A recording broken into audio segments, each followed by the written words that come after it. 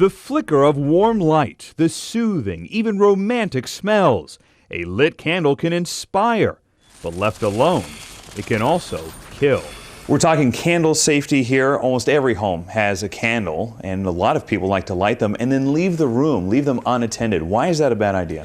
The problem is even the safest container I've seen, and I've seen a lot of what I thought was a safe container end up starting a fire.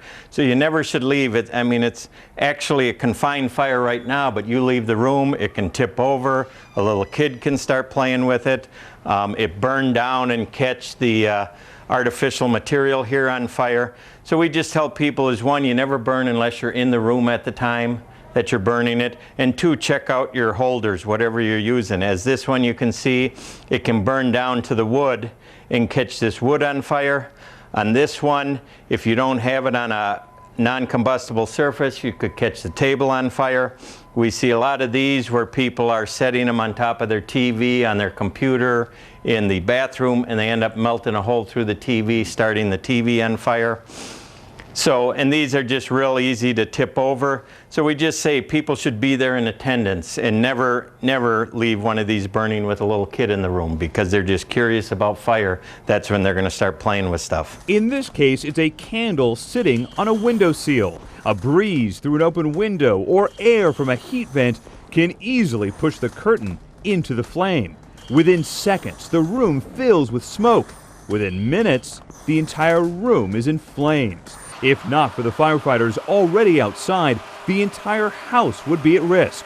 That's just one of many candle fire scenarios Jamie Novak has seen over the years. This one's a good example, Jamie, because this is a smaller candle. It's going to burn quicker, and when it gets down lower to about here, it'd be real easy if that was still burning to catch one of these things on fire. Yeah, and what we'll do is we'll let this burn throughout the day, and we'll show what happens when it catches down to the material and catches that on fire. And it does, with no one around keeping an eye on it. This could quickly spread. And it catches table. If you had padded chairs around, it'd catch the chairs on fire, and then it may catch other things, the couch or other items within the room on fire. And it's not just where the candles sit, it can also be the candles themselves. You also need to be careful of some candles have embedded pine cones, or I know of one that had embedded coffee beans in it. That ended up spitting out burning coffee beans that was recalled. The biggest thing to remember is to never leave a burning candle unattended. Never.